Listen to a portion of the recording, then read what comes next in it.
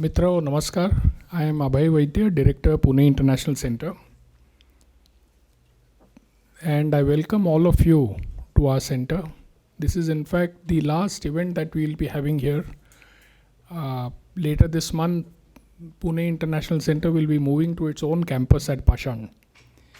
And we look forward to seeing you there. This is in fact the concluding lecture in our 11-part series on India and the world's great religions. Our lecture today is on the all-encompassing philosophy of Sufism, presented by our distinguished speaker, Mr. Sumit Paul. This session is being chaired by Professor Pradeep Apte, Professor Emeritus, Savitribai Phule Pune University. He is a fellow of Pune International Centre. And I would like to request Mr. Sumit Paul and Professor Apte to please come on the stage.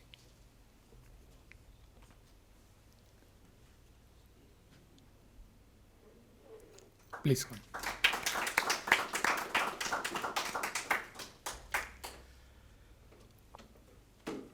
Mr. Sumit Paul is a writer, columnist, and an independent researcher of Semitic languages, culture, and civilization. He writes for a number of English, Persian, and Arabic dailies on a variety of subjects, primarily on religion, spirituality, and mysticism. Having lived in Iran, he is deeply immersed in Central Asian culture and languages. Islamic mysticism is his main area of interest, and he has written extensively on Sufism and mysticism. On the legendary Sufi poets Sanai, Attar, and Rumi. Sumit is based in Pune and also writes on music and psychology. Welcome, Sumita, to PIC. I would like to mention that this series was conceived by PIC's Vice President Dr. Vijay Kelkar to underscore the multi-religious character and the plurality of the Indian ethos. Our series has gone extremely well from the time we started, and this series was curated by Dr. Latika Patgaonkar and Professor Apte. And we've had fascinating, insightful lectures in this series. Justice Rohinton Fali Nariman spoke on Zoroastrianism. Ambassador Pavan Varma spoke on Hinduism. Mr. Wajahat Habibullah spoke on Islam. Professor Mahesh Deokar spoke on Buddhism. And Dr. Abhay Firodia on Jainism. These were some of our speakers. So Encyclopedia Britannica describes Sufism as mystical Islamic belief and practice in which the seeker strives to find the truth of divine love and knowledge through direct personal experience of God. The term Sufism comes from the Arabic word for a mystic, Sufi, which has been derived from Suf, meaning wool. Britannica says Sufi vocabulary is important in Persian and other literatures related to it, such as Turkish, Urdu, Sindhi, Pashto, and Punjabi. Sufism has had a deep influence on India and Indian culture over the centuries, and some names that come to mind are those of Khwaja Muinuddin Chishti, Nizamuddin Auliya, Amir Khusro, and Kabir, whose poetry draws from Hinduism and Islam. There's a very well-established stream of Sufism among Sindhis, as Sindh was deeply influenced by Sufism, and Shah Abdul Latif, Hazrat Sachal, Bekas, and Badil are recognized as the four jewels of Sindhi Sufism. As you are aware, we have a strong Sindhi community in Pune, and I wish to pay tribute to our late scholar, Dr. Charu Gidwani, who along with Dr. Michel Boivin wrote this book, an anthology of Sindhi Sufi poetry. Can you please put the book on screen? Yeah. An anthology of Sindhi Sufi poetry, Sadly, we lost Dr. Gidwani in 2013, and this book was brought out with painstaking effort just a few months back by her elder brother, Mr. Rohitesh Gidwani, and his wife. He is present with us in the audience. For those who are new to this program, I would like to mention that Pune International Centre is a multifaceted policy research think tank.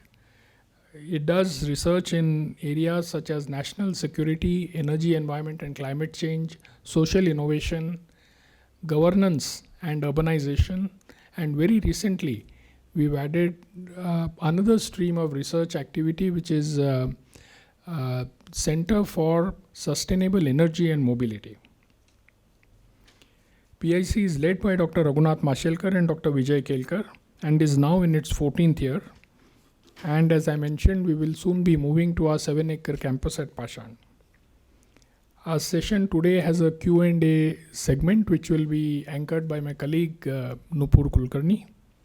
And with this, I would like to hand over the floor to Professor Apte. Over to you, sir. Friends, the topic today is slightly different from many of the earlier topics. In fact, we had thought of having a separate lecture on some of the sects even within, particularly belonging to Maharashtra and part of north of India, like Bhakti Parampara. But we couldn't probably take it. Sadhanan More was supposed to deliver. The reason I'm referring to that is that otherwise we have been covering with what can be called as the primary mainstream religion, whose branches we did not really discuss. Like, for example, if you take Buddhism or Jainism, there are many more branches within it. Today's lecture is something which is again of that sort. This is a very peculiar kind of a sect. This is a very peculiar kind of thing, which is in fact, we are more popularly able to recognize this with the kinds of things with which people often equate Sufism as being parallel to Indian spiritual thought. For example, many believe that this is reflection and synthesis of Vedanta and lots of things. There are certain kinds of things which are very parallel in a sense in terms of its obvious tangible kind of a description. For example, what we will call mat would be called a khanka. What we will call as japa, smarana japa, would be called a zikr. There is also what is called, those who are familiar with tabla, there is something what is called, you should practice continuously for 40 days. So all tabla nawaz usually do this, which is called chilla. The chilla term also is more popular because of the Sufis, and there is a separate room in which you would be closing yourself and do nothing else but do namasmaran, do zikr, do practice of whatever instrument, and that is called chilla, which is called chillaga. So there are many such words. For example, instead of diksha, there would be bayat. Then there is someone who is supposed to be the next person who would be taking over the authority of the khanka, which is often called the khalifa, the term which is we probably are familiar more because of the Khilafat movement than anything else. Then we have common words used both in Hindi and Marathi. In fact, many jatras are referred to as urus, which is in fact something like a punyatithi jatra. Then there is a bhiksha, there is a fatu, there are saints who do very peculiar kinds of acts, which are acts of extraordinary feat. We call them chamatkar. So there are many Sufis which are often identified with such events which are called karamat. Then there is something what we call bhajan, which is collectively done, not so easily, rarely repeated in all other sects of Islam for that matter, but this is a prominent feature which is called sama. So there are many such kinds of what we often observe as the popular assemblage of the followers of Islam, and not only of Islam but also from the other stream including Hinduism. For example, probably if you look at the major dargahs, there would be just an equal number of Hindus who would be visiting those dargahs. So all this is something which are more tangible, more readily observable kind of influences or the traces of Sufism. There is also another side. Again, we have usually not been emphasizing this in this lecture series. Every religious tradition grows not in isolation, but as a part of overall societal evolution. And there are inevitable economic, political dimensions to the success or even the rise and fall of many kinds of spiritual traditions. But Sufism is also one of them. There are many, for example, there is one classic book which usually is referred to as one of the major study in Sufism is by Rizvi, 2-volume book, which discusses many of these aspects either. So I'm just mentioning them because if you are interested in the way in which Sufism got introduced in India and the way in which it flourished, and also eventually it didn't become that dominant, but in some places it remains a very dominant face of Islam, even though not all those who believe or swear by Islam would really endorse to what Sufis have been arguing. So there is also, not so explicit in India, but elsewhere there is a very direct confrontation because this is something whether you believe it in the unity of existence or unity in consciousness, whether it is a method of upasana, what we call ibadat, or this is just another way of expressing the honor for the God or the person who explains what the God is. So there are many terms for this. Probably he would explain it better. He's a better scholar of all Arabic streams probably. He knows Arabic, Persian, Urdu and whatnot. I mostly know these languages because I have read it on my own and learned it on my own. I can't speak Urdu or Farsi or any of this, but I can read them. So whenever possible, I always consult these sources, but mostly for historical purposes, including Sufism. So it is better that we have someone greater authority, the person who knows these languages more intimately and by heart. And I'm also eager to listen to his way of looking at Sufism. Of course, there is no restraint on him. He may choose what he would like to express. So no bars in terms of what aspects to be picked up and emphasized. So it's up to you, sir. So I request him to deliver today's lecture. Thank you, Professor Apte. And now with great honor and pleasure, I welcome our distinguished speaker, Mr. Sumit Paul, to deliver the lecture on the all-encompassing philosophy of Sufism. Good evening, Adab, Shukriya, thank you. At the outset, I must thank Mr. Vaidya of PIC and Professor Dr. Apte for giving me an opportunity to deliver a talk on Sufism. Since my mother tongue is Pahlavi, which is precursor to modern Persian, let me begin my talk with Hakim Sanai's famous couplet in Pahlavi. I will translate that into English. Chias me bas digran Sufi, Mazahiddinun bin insan makfi. Let others call us Sufis. Let others call us Sufis. We are humans committed to humanity. This is the essence or encapsulated wisdom of Sufism. Though I am descanting upon Sufism for the want of a better word or term, this whole business of ism and doctrines is quite restrictive, rather parochial. I shall rather call it Sufi philosophy.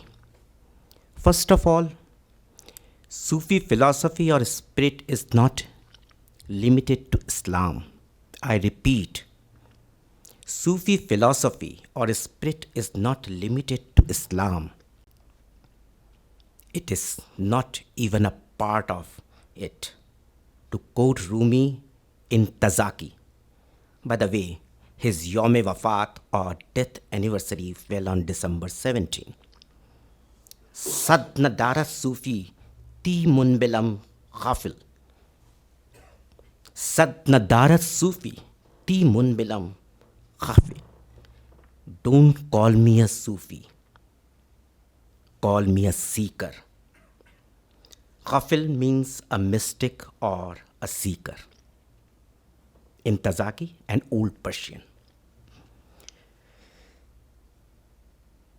There have been mystics in all communities, creeds, and countries.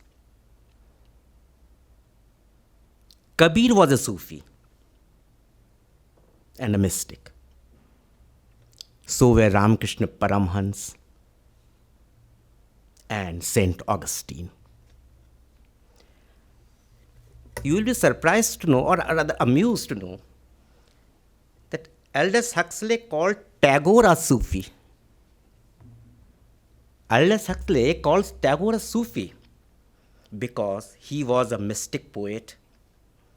And Huxley went on to brand and categorize all metaphysical poets like Andrew Marvell, John Donne as Sufis. This is interesting. So this ambit of Sufi philosophy is boundless.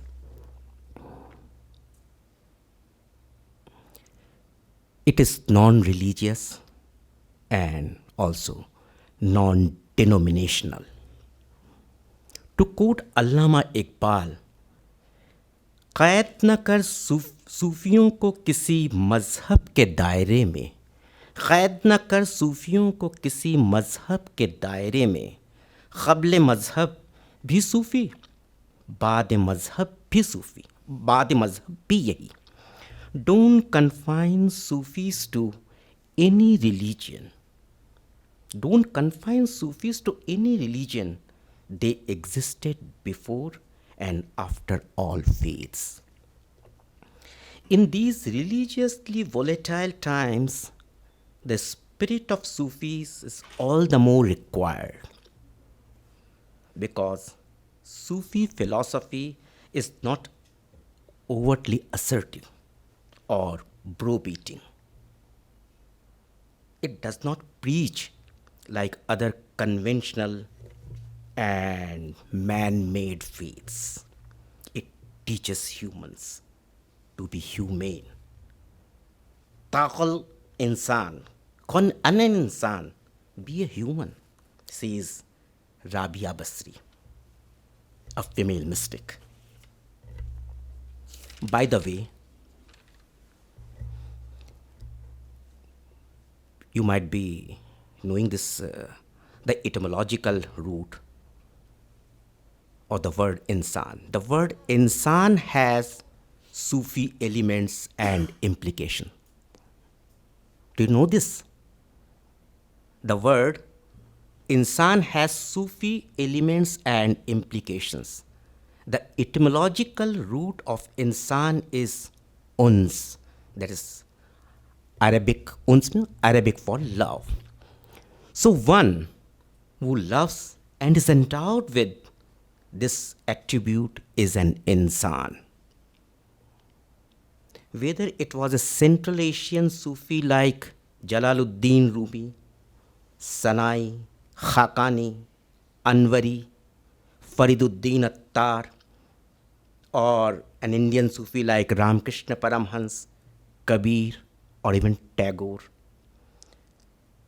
the cardinal objective or leitmotif of Sufism has always been love.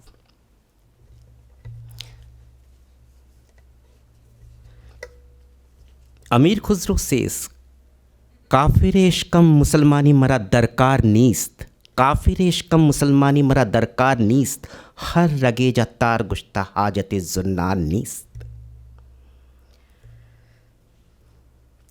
I don't require Islam. I have accepted love as my religion, as my faith. I don't require Islam.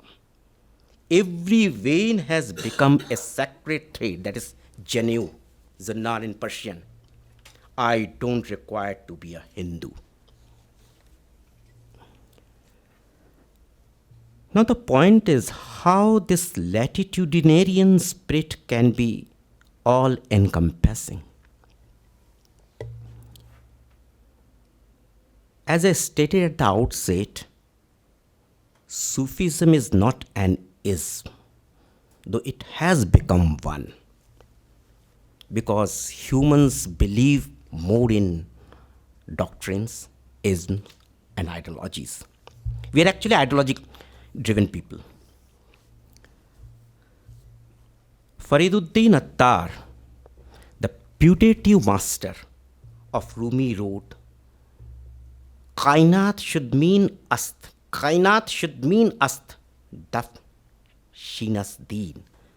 The whole world is my home. I am beyond all fees. Here you distinctly hear the echoes of Vasudhaiva Kutumbakam of Eastern spiritual consciousness, which is very eclectic. There is a word in Sanskrit, Pallavgrahi. The translation or the synonym is eclectic. Sufism, or I shouldn't be using the word Sufism, Sufi philosophy or spirit has imbibed the best from all faiths. This is very important. Anekantvad, that's pluralism, or Syadvad from Jainism. Boundless compassion from Buddhism. Vasudhaiva Kutumbakam from Hinduism, if at all you want to call Hinduism or give an ism to Hindu consciousness. Universal love or agape from Christianity. Pristine egalitarianism from Islam. And Sinji, the idea of welfare of all, from Zoroastrianism.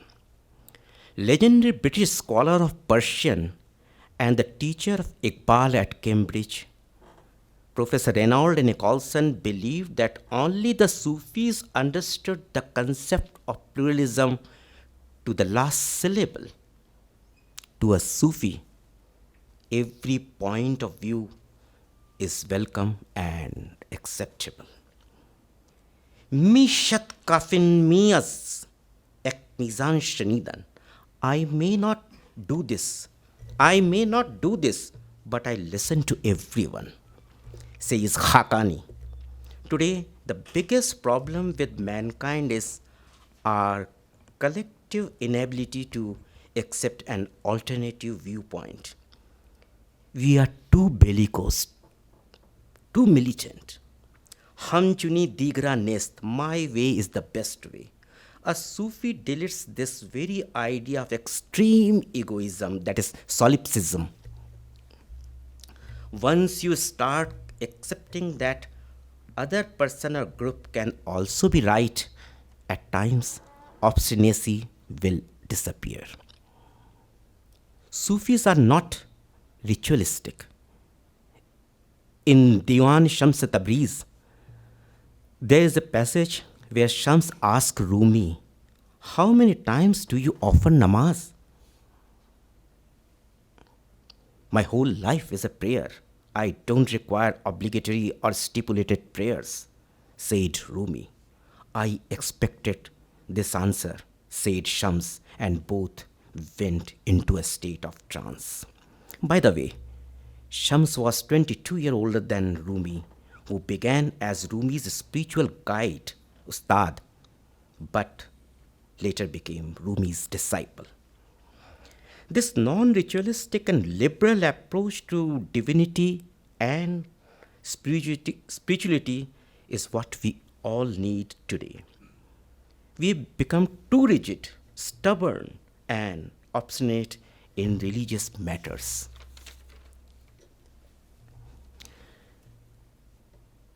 Despite the exalted ideology of Sufi spirit, let me tell you with a tinge of sadness and disillusionment that Sufism is still associated with Islam, though spiritual consciousness cannot be defined by a particular faith. Human spirit is everywhere the same, regardless of any faith. Sufiness is a universal spirit or vein or a Zeitgeist in German. Parveen Shakir once said, she was a Pakistani poetess, बड़ा सूफियाना अंदाज था उसका, बड़ा सूफियाना अंदाज था उसका, हर सूरत में मुस्कुराता था, खुद को सूफी कहा ना उसने, देखने वालों को दिख जाता था. Now everything is Sufi from music to food. This is the relegation of an exalted idea. Nevertheless, Sufism is spreading globally. But I must say that this lingering dovetailing of Sufism and Islam has its positive side as well. In recent times, Islam has emerged as a militant faith, and there is no gainsaying the fact. Let me tell you this without beating around the bush. In recent times, Islam has emerged as a militant faith with all its jihadi outfits like Al-Qaeda, ISIS, Boko Haram, among others. This negative projection has been diluted and diminished to a great extent by Sufism and its all-encompassing spirit. Recently, Pakistan's foremost intellectual, Parvez Hoodbhoy, wrote in an Urdu newspaper quoting Sahil Rizvi's couplet, सूफियों ने लाज रख ली, सूफियों ने लाज रख ली, वगरना इस्लाम ने कोई कसर न छोड़ी. I won't explain it. It's self-evident. As a student, a researcher of Islam and its theology, I must say that the pristine Sufi culture or concept came into being within the fold of Islam as an answer to its rigidity and ossification. I repeat, Sufism within the ambit of Islam developed a benign philosophy to tackle the fundamentalism of Islam. You may be aware that Islam's earliest Sufis came from Zoroastrianism. Yes, Islam's earliest Sufis came from Zoroastrianism. Let me explain this. The great Sufis like Bayazid Bastami and Abu Hassan had Zoroastrian ancestors who had to embrace Islam. Mind you, they did not embrace Islam, they had to embrace Islam. So individuals like Bastami and Hassan understood this and conceptualized Sufi philosophy within the fold of Islam, but without its zealotry. This is obvious when the whole world witnessed 9/11 and the simultaneous popularity of Rumi and his mysticism. The universalism of Sufi thoughts and spirit acts as an antidote to war and conflicts. Iqbal wrote a letter to Professor Arbery. Arbery taught Persian and Arabic at Oxford and Cambridge, in which he stated, when every individual will start thinking like a Sufi and go beyond class, country, creed, continent, color, contours, culture, and civilization, the world will be a seamless place for all to live in. All it means Sufism needs is globalization. He further wrote, don't think that I am talking of the globalization of Islam. I am all for the globalization of mysticism. Before I speak on Sufism and globalization, I must clear the general tenor that Sufis are forever in a state of trance or bekhudi. That is a spiritual stereotype, or rather an erroneous belief. To quote Yas Yagana Changezi, na khuda na bekhudi, सूफी को होश है साकी, ना खुदा ना बेखुदी, सूफी को होश है साकी, ज़माने का दर्द है दिल में, उसे फ़िक्र है हर किसी की. Not lost in oneself or in a state of trance, a Sufi is an aware being who cares for everyone. In other words, a mystic or a Sufi is not an escapist or recluse. He is involved in the worldly affairs and is deeply empathetic. As I already stated, Aldous Huxley called English metaphysical poet John Donne a Western Sufi. I repeat, Aldous Huxley called English metaphysical poet John Donne a Western Sufi. Donne's famous lines sum up a Sufi's empathy and worldly involvement. Any man's death diminishes me, for I am involved in mankind. So never send anyone to know for whom the bell tolls. It tolls for thee.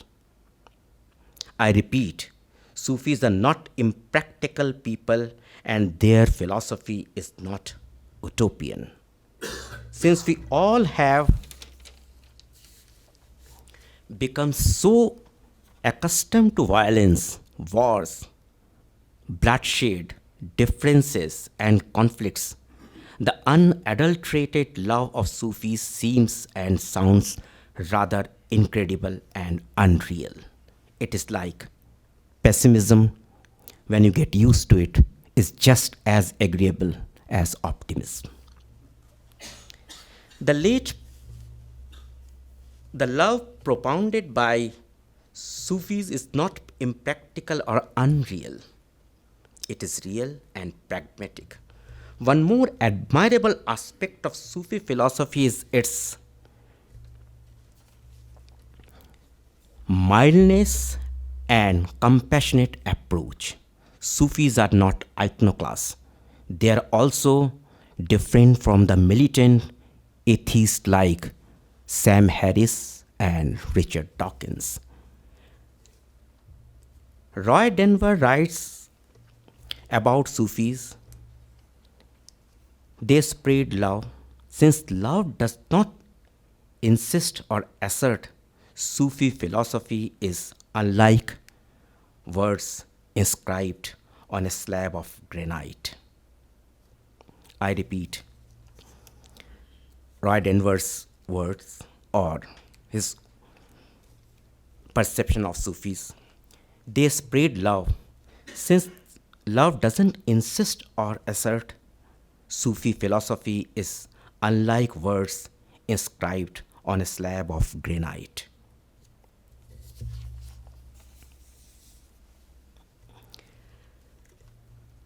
Now I come to Sufism and globalization. For one of the most important aspects of globalization in relation to Sufism,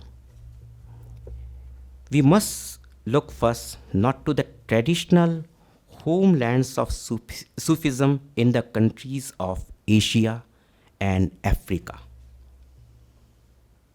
but to the representation of Sufism in Europe and America. This example will help clarify how similar processes are also functioning in traditionally Muslim countries. The most striking recent representation of Sufism has been the spectacular popularity of the poetry of the great Persian Sufi Jalaluddin Rumi, whose verse in modern English translation is said to be the best-selling poetry in America. Through the efforts of gifted American poets like Robert Bly and Coleman Barks. But I personally suggest those who know Persian should read Rumi in Persian or at least translations of others, but never the translations of Coleman Barks. He knows no Persian, and his translations are translations of translations, followed by a host of less talented imitators. These new versions of Rumi have attracted the attention of some of the luminaries of American culture, ranging from journalist Bill Moyers to popular entertainers and actors such as Deborah Winger, Martin Sheen, and even Madonna. New Age guru Deepak Chopra has gotten into the act with his own translation. It is in apostrophe of Rumi, which as a native speaker of Persian I find to be diabolical. What is remarkable about these poems is the way that they present Rumi as an ecumenical figure who transcends any religion, both Islamic origins and Persian poetic conventions are downplayed, and the erotic and humorous aspects of his verse are emphasized. Another distinctive feature of Rumi interpretation is the view. Another distinctive feature of Rumi interpretation is the view that he and his teacher Shams Tabriz had a gay relationship. This theory of gay mysticism plays into significant transformation of gender roles that are taking place in some modern societies. So that can also be learned from them, which indeed it may be projecting unto the 13th century mystic. In any case, what is striking is the way in which Rumi has become the touchstone for modern rethinking of identity in a non-authoritarian mode. A parallel phenomenon is the widespread production and distribution of sound recordings of Sufi music in a variety of formats ranging from sober and academic ethnomusicology to exuberant world music recordings and fusion dance hits. The wildly popular crossover success of Pakistani vocalist Nusrat Fateh Ali Khan, who has appeared on Hollywood film scores, is a powerful testimony to the broad appeal of this particular tradition of Sufi music based on the Qawwali performance associated mainly with the Chishti order.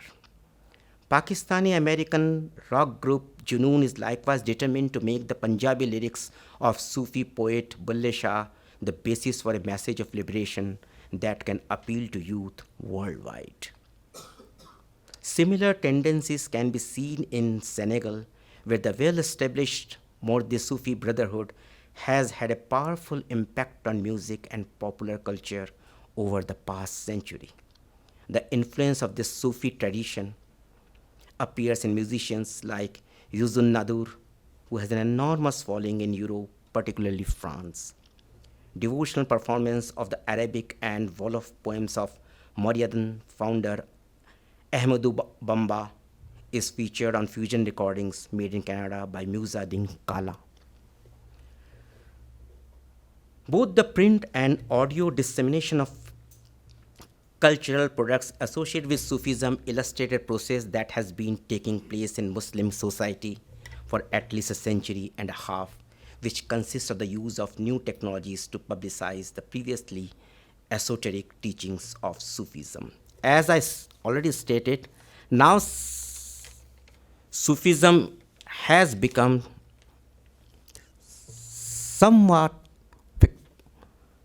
a commodity, and there's an art of cheapness in it. I call this process the publication of the secret. Another recent area of publicizing Sufism has occurred in relation to Sufi shrines and rituals, which governments increasingly view as sources of tourist revenue. The revival of the whirling dervish dance in Turkey in 1954 was permitted only on condition that it be a purely aesthetic and cultural performance rather than a religious event. Visitors to Turkey today are greeted by innumerable cassettes, posters relating to Mevlana and the dervishes. He belonged to that sect or that order of Sufism. With the annual festival of Rumi's death anniversary celebrated by the secular calendar on 17 December in Konya as a major tourist draw.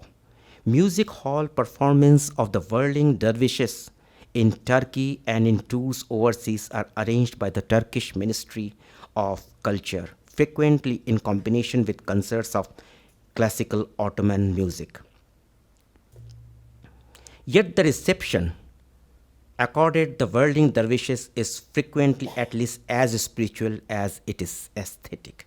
Uzbekistan, having recently rediscovered its Islamic past after decades of official Soviet atheism, has taken to promoting pious pilgrimage to sites like the tomb of Bahauddin Naqshband in Bukhara, as seen in a film produced by the Foreign Trade Association of Bukhara.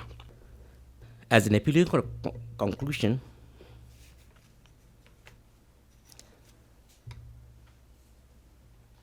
the Enlightenment and its avatar, modernity and globalization, constructed Islam and Sufism. As I told you, Sufism was, in the beginning, it was a spirit. Later it became a part of Islam. And now Islam and Sufism are quite almost Siamese twins, as separate categories that it could confront or absorb as circumstances required. Its deep collusion with its conflictive partner Salafi reformism has led to a defensive incorporation of European ideologies in Muslim societies, principally Protestant scripturalism and rationalist fundamentalism. In this way, modern Islam fulfilled the Enlightenment definition of religion, even while resisting it. At the same time, the fixation on a medieval golden age of Sufism worked to the advantage both of colonial Orientalism and to anti-colonial reformists and fundamentalists. In the contemporary situation, Sufism has been officially pushed into a dubious and marginal posture, while still providing spiritual and intellectual tools that hold their appeal in many diverse and irreducibly local contexts related to religion and politics. The study of contemporary Sufism requires scholars trained as traditional Orientalists to reappraise their ambiguous position vis-a-vis the subject of their research, as do other scholars in religious studies. No longer is it possible for the scholar to claim an Olympian posture of detachment based on the study of ancient texts and foreign lands, as anthropologists are required to submit human subjects research proposals to institutional review boards. So scholars in religious studies investigating contemporary movements need to scrutinize their ethical responsibilities. Scholarly research on Sufism can have direct political effects on lineage disputes within orders. Today, even Sufism is not just a spirit, it is an ism. Sufi debates with reformists, inter-religious dialogue, and state policies towards Sufis. Sufis themselves are quite aware of these potential political effects of scholarship. All these factors call for self-critical thinking about the positioning of scholars. If Euro-American scholars, as representatives of the Enlightenment, decide to promote their concept of Sufism as a teamable form of Islam, this risks the possibility of delegitimizing Sufism, both in its traditional homes and in its new immigrant abodes, making it seem fully a tool of neo-colonialism or state policy. Instead of following that script, we need to join consideration of Sufism in Muslim majority countries with the study of Sufism as a force in non-Muslim society. Recognizing it as one more phenomenon that is affecting and changing the character of the post-enlightenment globalizing world of which it is a part. Sufism as a contemporary global activity is, in other words, a highly suitable subject for the study of religion, but it needs to be pursued in a manner suitable to the times. It is in this spirit that I propose engaging in the study of Sufism and Islam in the contemporary world. Thank you very much for listening to me. Thank you so much, sir, for your insights. We now open the floor to questions. We would love to hear from you, so please feel free to ask your questions, and please introduce yourself before asking the question, and also keep it concise to allow others a chance as well. We have a mic. Kindly raise your hand and we'll get the mic to you. Thank you, Mr. Sumit Paul. I would like you to just explain one more time. My name is Latika Padgaonkar. I just would like you to explain one more time the esoteric teachings that you spoke of about Sufism and the mysticism. I'm not sure I understood what the mysticism is in Sufism, nor its esoteric teachings. So if you can just tell us. And also the second one is about your own language. You said your language is Pelvi. That is your mother tongue. Yes. Achha, so you are not from any part of India. Well, I have been in India for quite a long time, 20 years. Mm-hmm. And which is your hometown? Hometown, well, I belong to the world. I was born in Ireland, studied in Iran, then came back to England to study English and European languages. Okay. Okay. So I'm a global citizen. Okay. Yeah. So esoteric teachings and mysticism. I'm not sure I quite got it. Well, it's a pertinent question. Esoteric teaching, I'm not talking about, if you ask about the esoteric teachings of Sufism, then it was pretty Upanishadic. Let me tell you very clearly and categorically that Sufis were influenced by Upanishads, Vedanta, and that is Hindu consciousness, not Hinduism. Even the concept Anal Haq is Aham Brahmasmi in Sanskrit or in Upanishad. That is, I am the truth. So, mystics or those Sufis had borrowed esoteric beliefs, concept, and the spirit from Oriental mysticism, Eastern philosophy.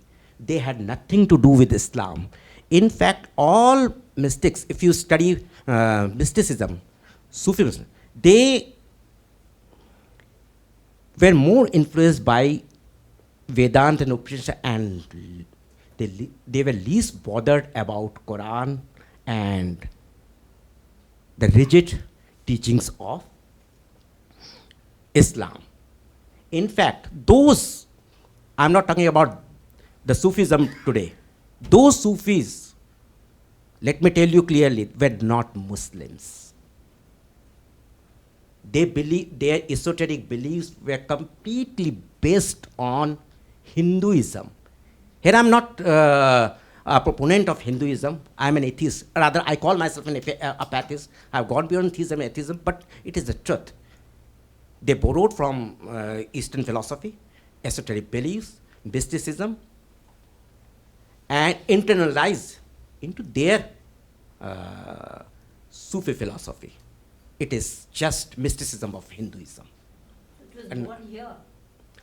Not born here, born in Central Asia, but they borrowed those ideas. He was born in Balkh. Balkh is very close to, that is Eastern Persia, very close to this one. except for Rumi, all Sufis came to India and they spent time here. I'm talking about not Khwaja Muhyiddin Chishti or others. Central, original Central mystics like Khakani, Fariduddin Attar, Jami, they all came to India. They studied here. They went back to Iran, Central Asia. So there. So when they came here, they were Sufis already, before actually imbibing anything from Hinduism. When they came from Central Asia, were they already Sufis? No, they were Sufi. The very word Sufi, they say that it is an Arabic word.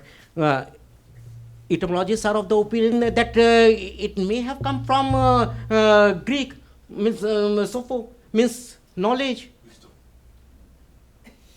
So, in fact, Khwaja Muhyiddin Chishti, they were already here, but their main aim was to spread Islam. But I am talking about Central Asian mystics. They came, but they never had that on their mind, that objective on their mind to Islamize the people of the subcontinent. Just in continuation, the person who talked about Ana al-Haq, Abul Mughis al-Husseini bin Sir, Mansur can you just take them? the person who advocated what he referred to as Ana al-Haq was in fact killed as being Mansur al-Hallaj. Mansur al-Hallaj. So Yes.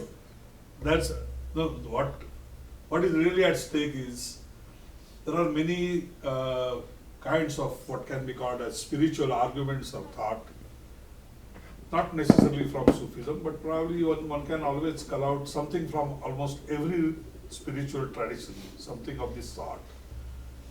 But the kind of fate that most of the Sufi thinkers faced were of the two directions. A, they had to succumb, or they had to in fact work as kind of a tool for those who are otherwise preaching for the Islam which otherwise would not be in any way consistent with the kind of things that we say are something belonging to Sufi tradition. One of the major opponent of Akbar in India was also for the namesake Sufi. So there are many such things. So the real conflict is, it is one thing to portray Sufism not necessarily belonging to Islam tradition, good enough, but if you look at the whole history, they have mostly in fact within the purview of Islamic regimes. And the history is not really that strong to believe that they wanted to diverge from Islam so much so that it could be really their argument that I am the God is something that would never be tolerated. And that had... It's sacrilegious. So that is something which is against the tenets of Islam. And they could never withstand that sort of a position that they had taken against Islam. So I don't know in what sense Sufis of whatever genre, of whatever vintage can really distinguish and distance themselves from the fold of Islam. That is one of the major problems, if at all one is to believe that the Sufism actually belongs to the kind of things that you say are the part of their mystic thought, part of their global worldly thought of love. Will they be able to, in fact, rediscover themselves in a manner by taking or distancing themselves from the tradition from which they grew, and also the regions where they are still being considered as influential? Apart from the influences that you rightly said, that they are partly for promotion of tourism or whatever. That's the major question. Because there are certain traditions within Islam, and as you know, the history of Islam in terms of tolerating something like a digressionary stream is not really all that laudable. Including the things like, I can name many sects, but also for the rationalists.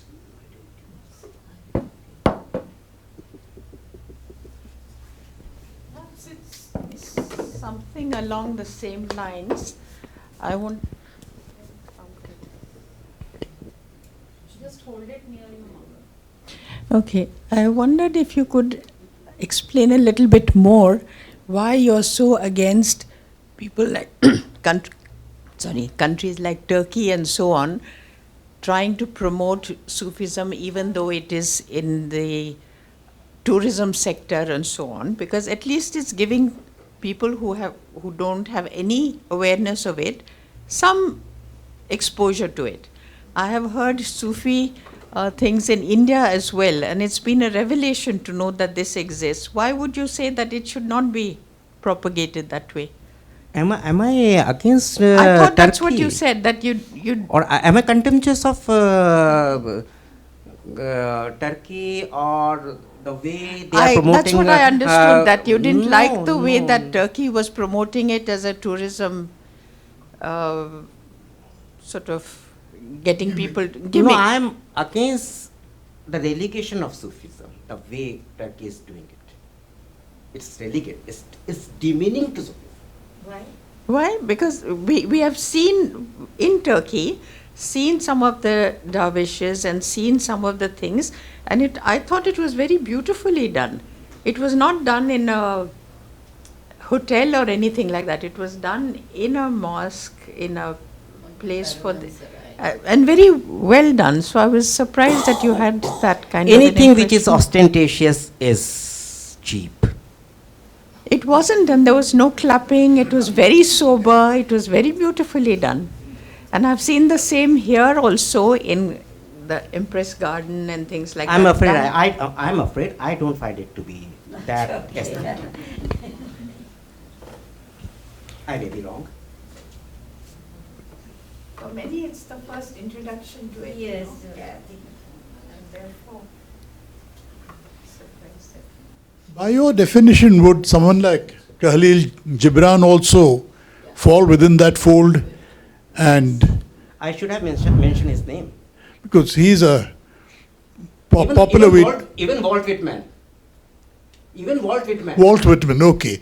And because all of us have some of the other editions of Rumi. Who's the person who were criticizing for the translations? I didn't get the name. Coleman Bark. Old, Coleman Bark.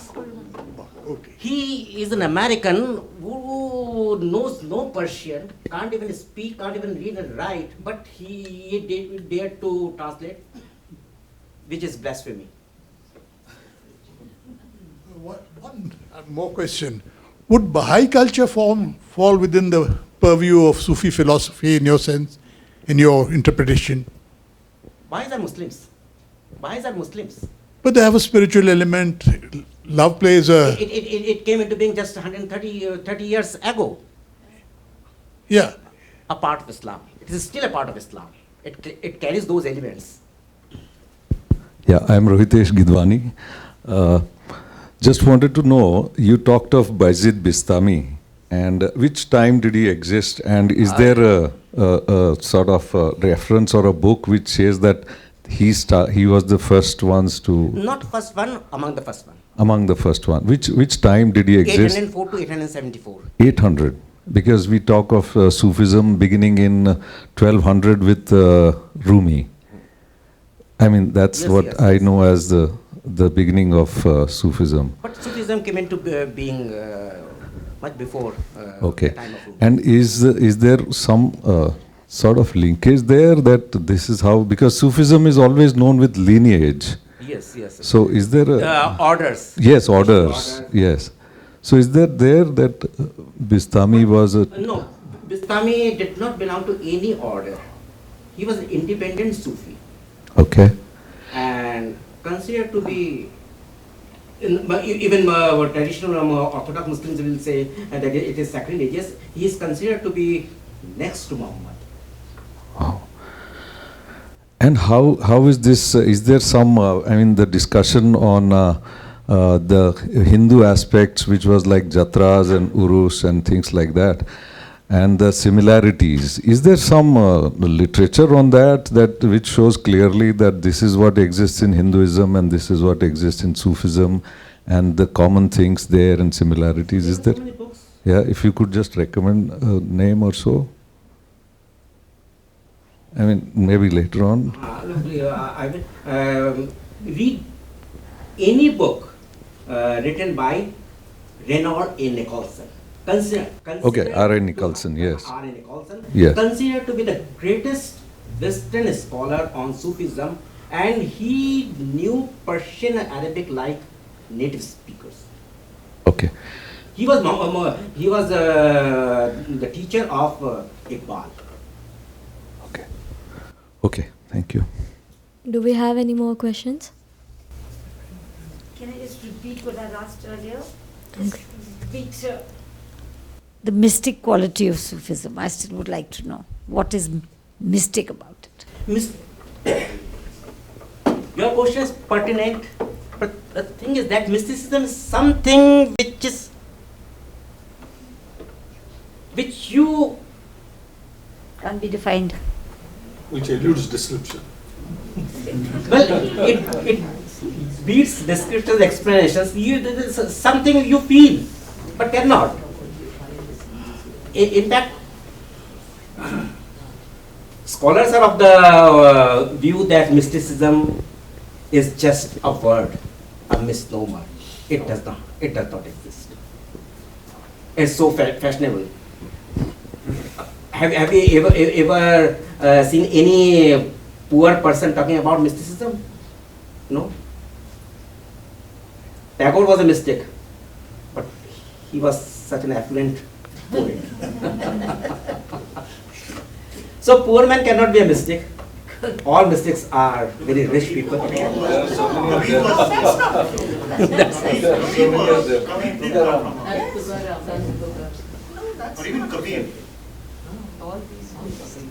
If I can be provocative, is your position that mysticism is more Oriental, Indian, to do with Sanskrit and our philosophy is done? When did I say? It's been taken up by the Turkish. Is that what you're No, looking at? No. Because I think just as they can have Sufi this thing, we can also have it. I mean, it's a shared tradition.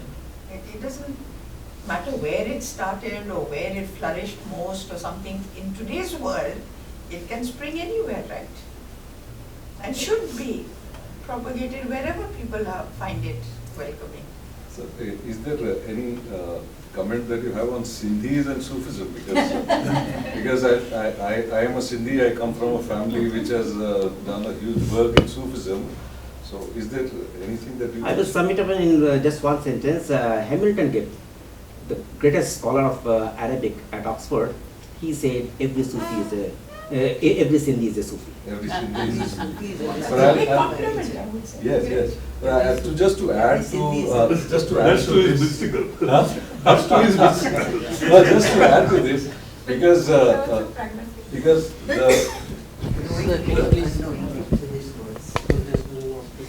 if there is, I think this is.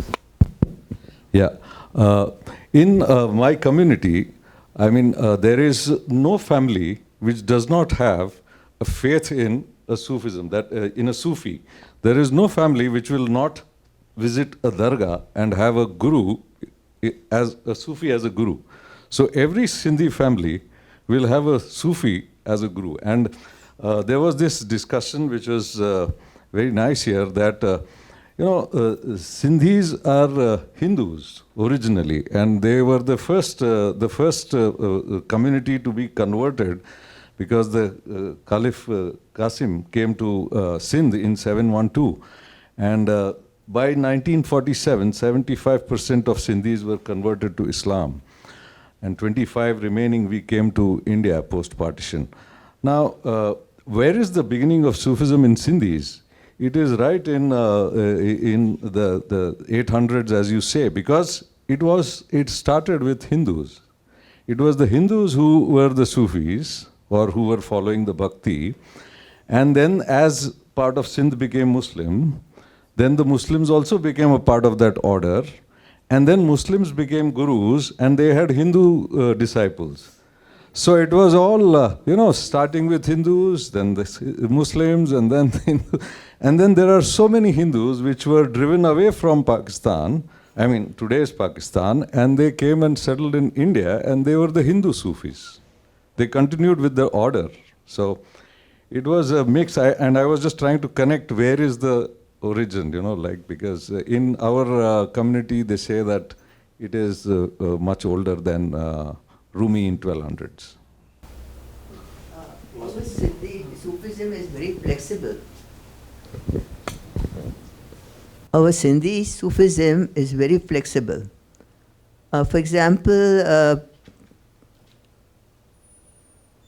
every family, as he said, has a Sufi saint, but at the same time, they're allowed to follow Guru Granth Sahib, they are allowed to follow Gita, they are allowed to follow Vedanta, Upanishads, or whatever that is. Having said that, in the same family, I'm talking of my family, my father was given away to Sai Vasan Ram. No, he was a Hindu, but his Murshid was a Muslim, or was a Sufi, but by tradition Muslim. Later on, my mother was a follower of Guru Granth Sahib. So we have Granth Sahib at home. My father believed in Advaita, though he was given away to Sai Vasaram Sahib. In fact, he was to have the inheritance of that, but whatever it happened, Sai Vasaram Sahib said, take away the child. He's too small to come to my order. And so, although there is a very strong, blessing of Sufism in our family, everyone is allowed within the family to follow whoever they want. Yes?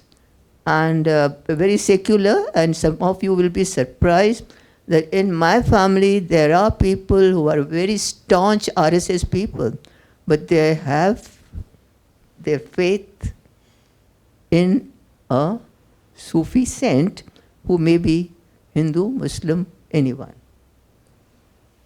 And my mother believed in Guru Granth Sahib, so we have to this day a Guru Granth Sahib in the family. So our Sufism was very fluid. It was very fluid kind of a thing which provided a lot of freedom to follow what you feel like. I mean, my father should have been a Sufi, but being a Sufi, he believed only in Advaita, only Vedanta. And so the story continues. And same, I think, is with your family, right? And you may be knowing that since Pakistan, that part is called in Pashto Sabayun. It's a Pashto term, means land of Sufis.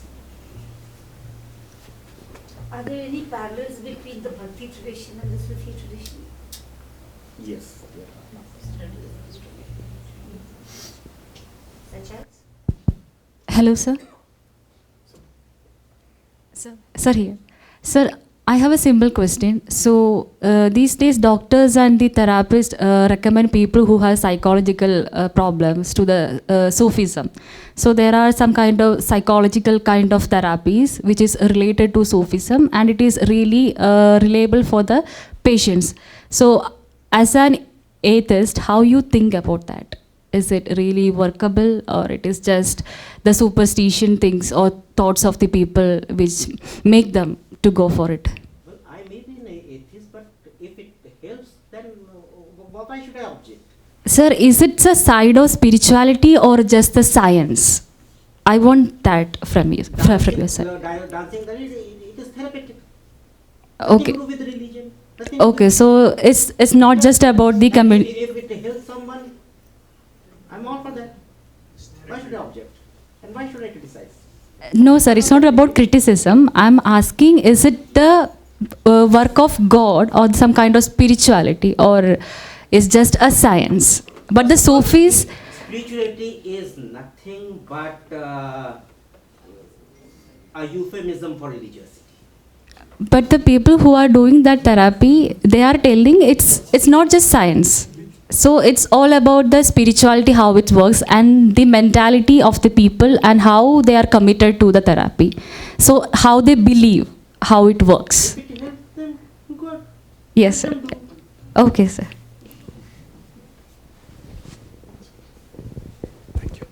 Hi, I am Ujjwal.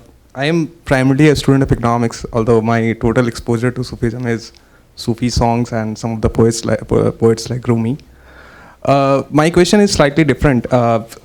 Could be naive, but as you said, Sufi, the origination of Sufi was well before, I think, 20th century, 12th century, 13th century. But I think it was considered the golden age of Sufism to 13th century.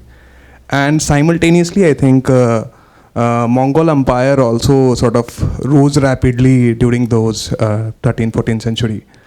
And Sufism was to some way believed to be a soft power of Mongol Empire.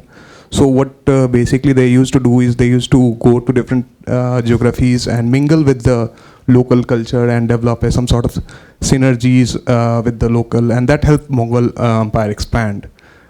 So I just wanted to know whether it's a right belief, or is it some just your views on that. Please shorten your question. Sorry? Please shorten your question. No, I just basically on the relationship between the rise of Sufism and simultaneous rise of Mongol Empire. It was believed to be... Well, there is no denying the fact that Sufism also... and it became a political force. It assumed a political tinge, nature and power. Sufism came in 7th century. Yeah, it did came in 7th century, but I think the golden era is considered the 12th century. Yes. Yeah, Right. Coming back to your question, Rabia Basra and female Sufis, there were 7 females. They were all influenced by Bhakti, or vice versa, like Mirabai.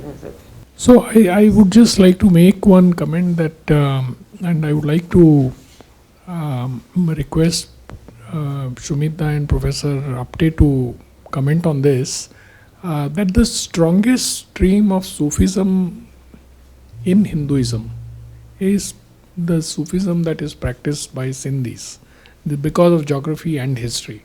And you just mentioned of how Sindh is known as the land of Sufis. So could you elaborate on that, please? Well, scholars are of the opinion that if Sufism is alive, if it is alive on the subcontinent, it is because of Sindhis and their Sufi practices. So they are considered to be its greatest or purest exponents on the subcontinent.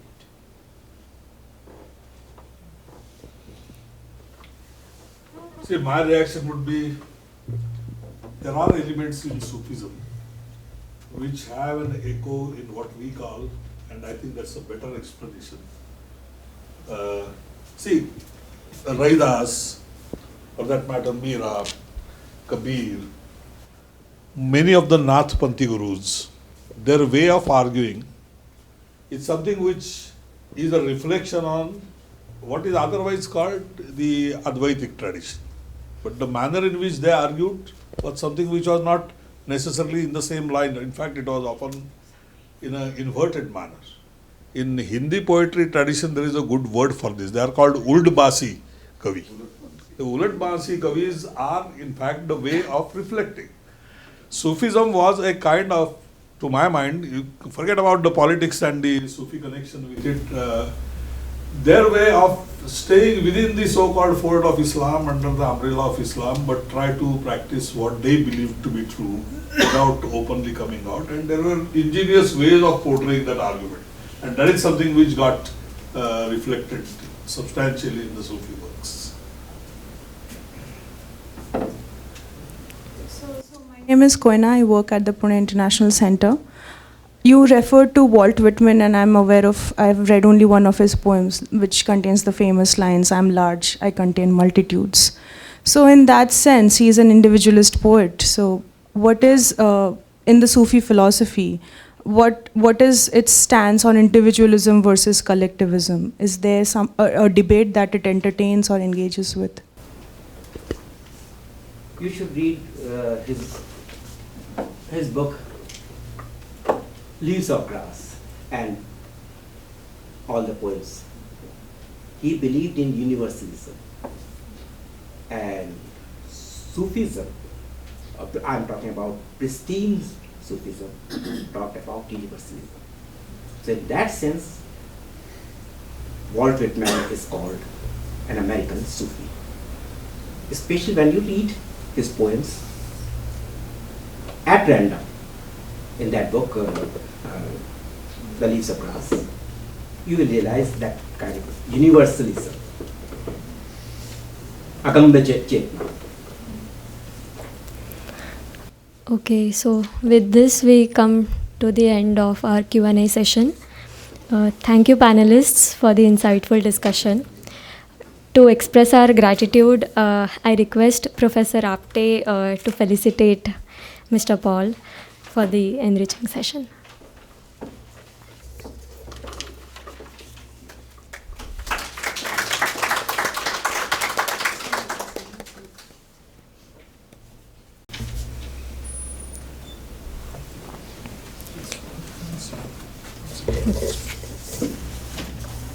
So there's one more book presentation that Mr. Rohitesh Gidwani would like to present to our distinguished speakers.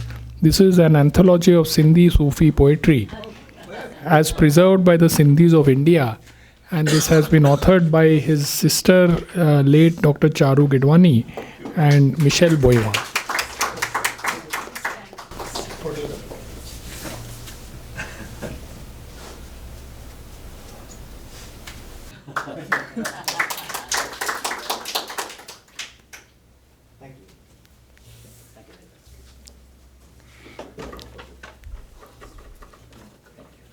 On behalf of Pune International Centre, we extend our heartfelt gratitude to everyone for attending this lecture on the all-encompassing philosophy of Sufism.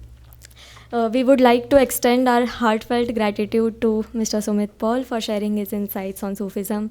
We also extend our sincere thanks to Professor Apte for sharing today's session. Thank you to all our attendees. Your enthusiasm and involvement have greatly contributed to today's session. Also, a special thank you to Geeta Osmane ma'am and the team for their seamless execution for this event. We invite everyone to join us for upcoming PIC events. For more details, please check out our social media handles and our website. Looking forward to seeing you guys at the next event. Thank you.